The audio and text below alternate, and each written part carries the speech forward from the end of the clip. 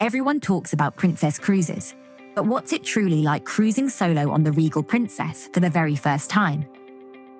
I went on board skeptical, but ready to see if the legendary food, service, and that famous Medallion tech lived up to the hype. Stick with me for my completely honest take. The reality had some real surprises.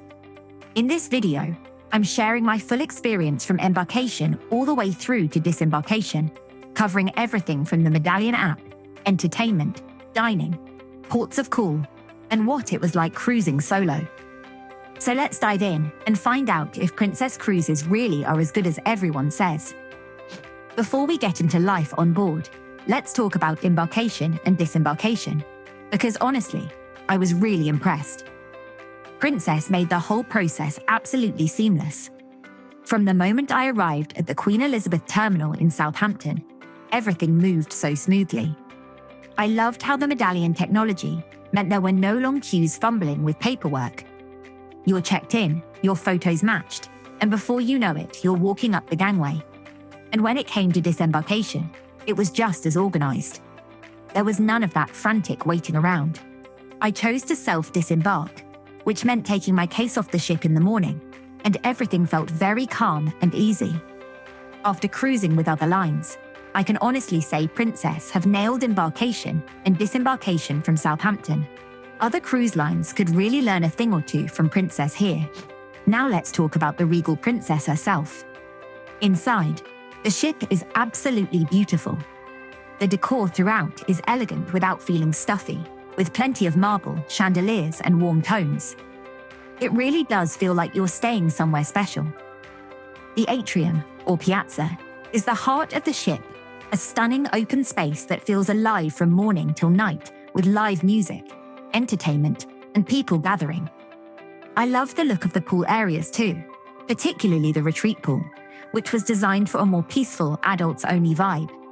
Sadly, the British weather didn't really allow for much pool lounging on this cruise, but I can imagine it would be fantastic somewhere sunny.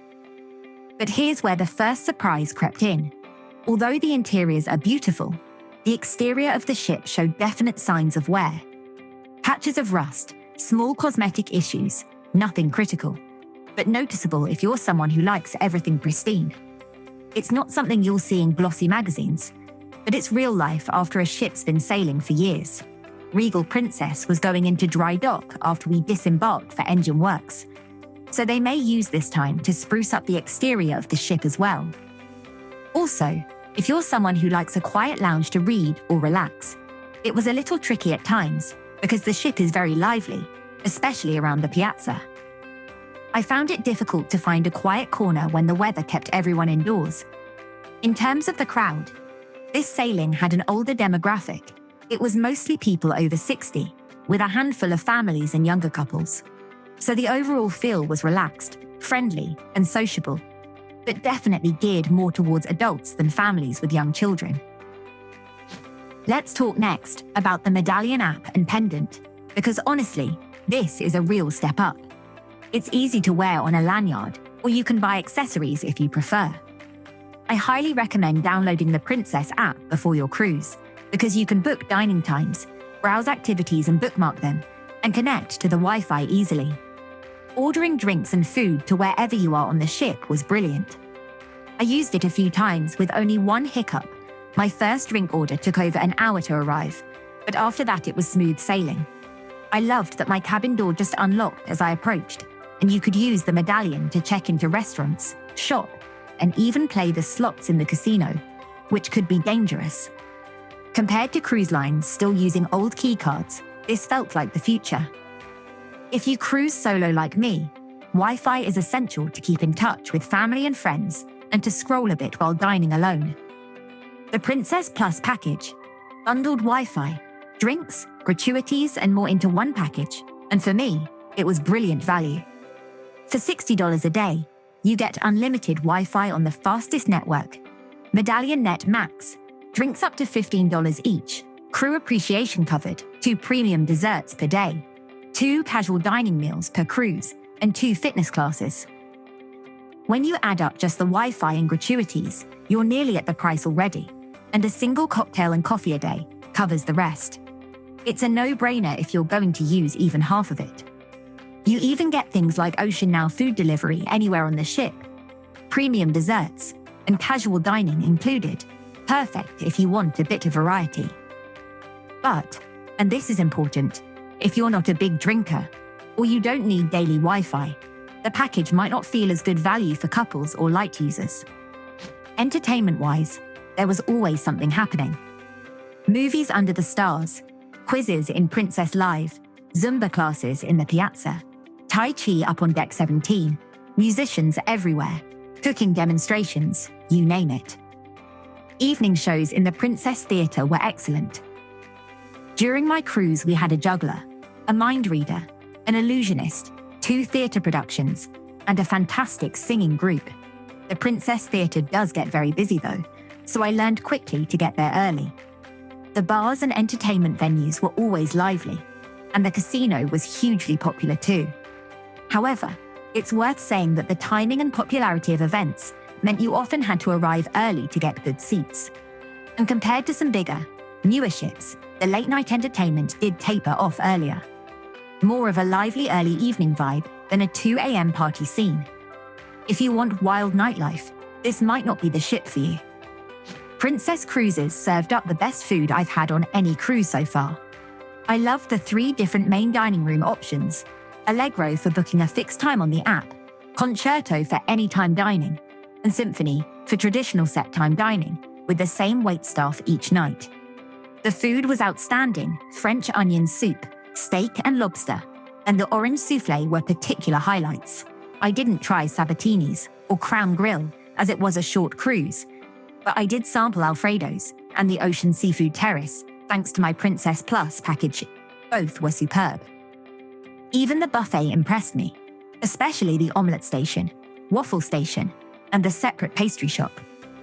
There was a huge variety at lunch and dinner too, including a noodle bar, pasta station, curries, roasts, and international theme days. Trident Grill and Prego Pizzeria were great options for a quick bite, and the International Cafe kept me fueled between meals. Honestly, the dining really was a highlight, and there's so much more detail I want to share about every single meal, from the buffet secrets to those amazing specialty restaurants. If you're a foodie, make sure you're subscribed, because my full Regal Princess dining video is dropping very soon. Let's talk next about the itinerary and ports of call. I booked all my excursions independently because princesses were very expensive. In Falmouth, after an easy tender process, I wandered the marina, town, and beach, all found easily with Google Maps. In Cobb, I visited the local Titanic Museum. It's brilliant, but book it ahead, and explored the Titanic Memorial Garden, deck of cards houses, and the cathedral. In Dublin, I pre-booked a Get Your Guide ticket that included the train into Dublin from Dun Laoghaire and a hop-on hop-off bus tour. I explored Temple Bar, Grafton Street, and Trinity College on foot as well. And in Belfast, I booked with Belfast Causeway Tours, which took me to the Giant's Causeway, multiple Game of Thrones locations, and a brilliant Belfast City tour, finishing at the Titanic Museum. I'll be posting a full port guide soon, going into even more detail about what you can do independently in each place. Now, let's talk about cruising solo on Regal Princess. Honestly, it was probably the hardest part of the trip. Lots of people commented on how brave I was to be traveling solo, which gets a bit tiring. Some waiters even asked, "Are you dining alone?" The solo meetups weren't very well organized.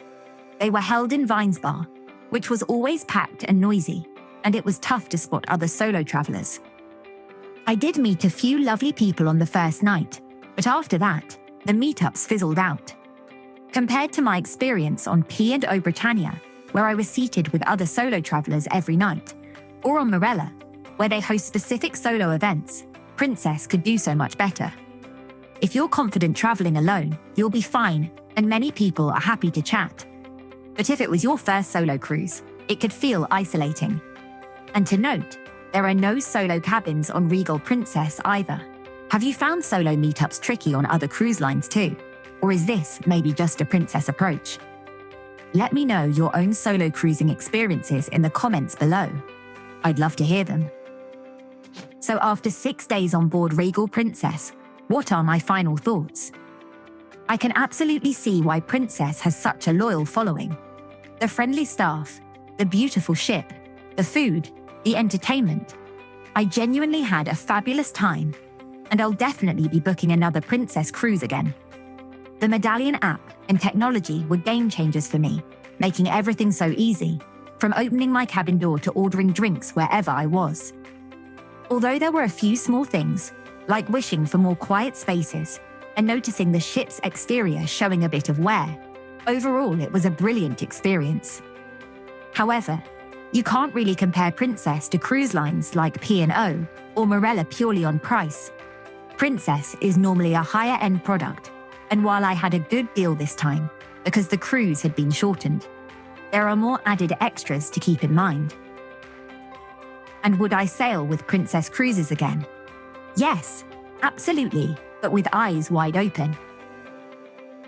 If you want to see exactly what Regal Princess looks like inside, I've got you covered. My full ship tour is ready for you, and I'll link it right here. And if food's your thing, my full Regal Princess dining guide is coming soon. Hit subscribe so you don't miss it, and thanks for watching.